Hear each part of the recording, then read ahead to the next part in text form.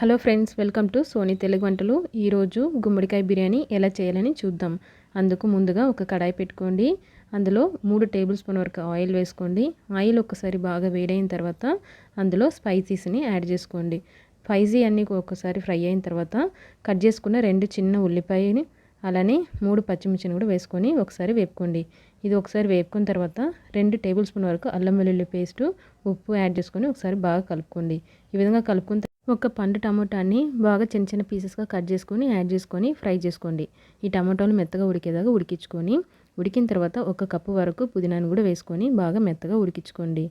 ఈ విధంగా ఉడికిన తర్వాత ఇందులో 1 టేబుల్ స్పూన్ కారం, 1/2 టేబుల్ స్పూన్ గరం మసాలా వేసుకొని పచ్చివాసన పోయేదాకా ఒకసారి బాగా ఫ్రై చేసుకోండి. ఇప్పుడు నేను చిన్న చిన్న ముక్కలుగా కట్ చేసుకున్న 1 కప్పు వరకు గుమ్మడికాయని యాడ్ చేసుకుంటున్నానండి.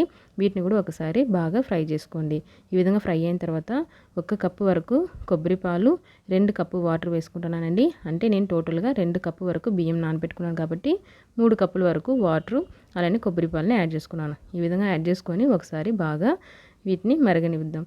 ఇది ఒకసారి బాయిల్ అయిన తర్వాత ఇందులో 10 నిమిషాల ముందు బియ్యంని నానబెట్టుకొని పెట్టుకున్నానండి. ఆ బియ్యంని ఇప్పుడు యాడ్ చేసుకుంటున్నాను. 10 నిమిషాలు నానబెడితే సరిపోతుంది. ఈ బియ్యం యాడ్ చేసుకున్న తర్వాత ఒకసారి కలుపుకొని ఒక హాఫ్ లెమన్ని దీనిపైన పిండుకుందాం. ఈ విధంగా పిండుకున్న తర్వాత కొత్తిమీరని కూడా చల్లుకొని దీనిపైన ఒక ప్లేట్ పెట్టి మూత పెట్టి మీడియం ఫ్లేమ్ పైన ఒక 15 మినిట్స్ వరకు కుక్ చేసుకుందాం.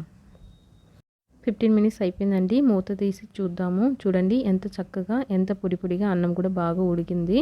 ఇప్పుడు నేను ఇక్కడ ఆల్రెడీ నెయ్యిలో వేయించి పెట్టుకున్న బ్రెడ్ అలానే జీడిపప్పుని వేసుకుంటున్నానండి. ఇది ఆప్షనల్, మీకు నచ్చితే వేసుకోవచ్చు, లేదంటే స్కిప్ చేసుకోవచ్చు.